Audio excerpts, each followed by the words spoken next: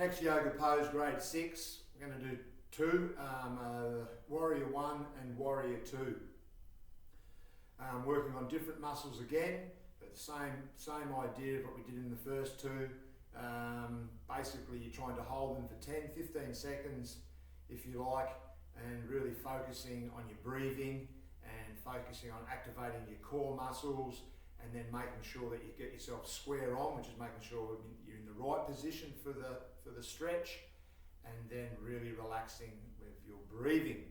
Okay, so the warrior 1, basically, girls and boys, you can start with your hands together, and basically you're just switching one foot around, getting them bent so your toes pointing away in that direction, then your other foot's coming back and it's more square on, you're sliding it back.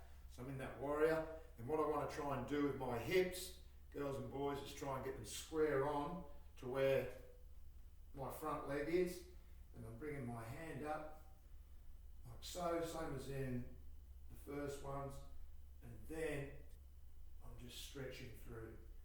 You can see the pose, holding it, got to hold my balance, and feel the stretch in my lower leg and in my front leg, and up through my back. Once again, I'm talking through this, you guys will be focusing on your breathing. Hold it for 10 seconds, switch around, do exactly on the same. Ease into it, have your back foot sliding back out, hands coming together, warrior 1. Get your hips square on, and really feel that stretch through the thigh, through the groin area, even feel it in your back calf. Hands up, square on, so you're really stretching through your lower back too, and breathing.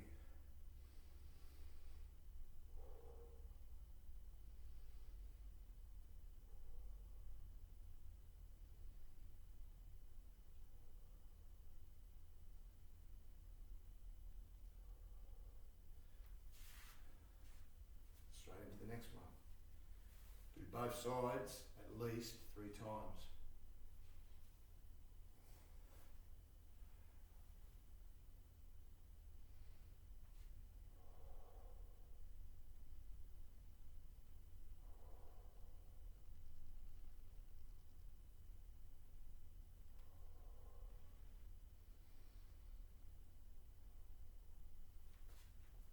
Do the same on the left hand side.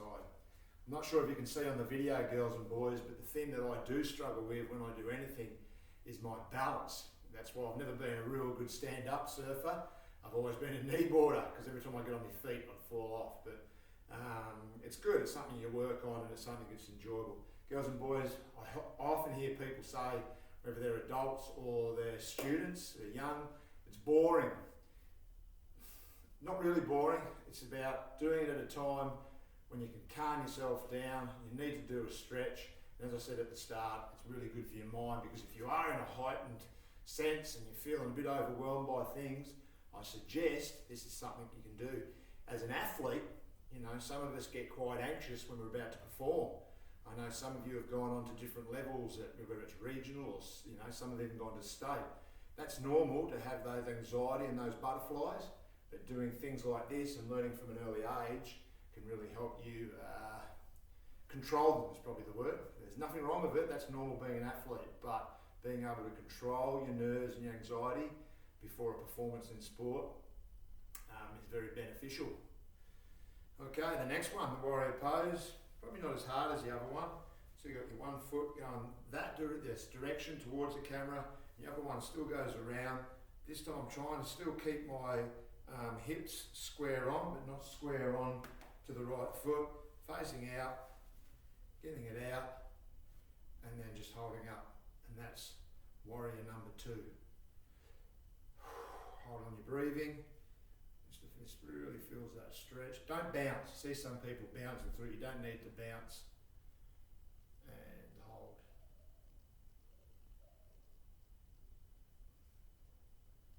Then come over to the next one. Same again. Stretch. Breathing. Bring it up. Activate the core. Tighten them up. And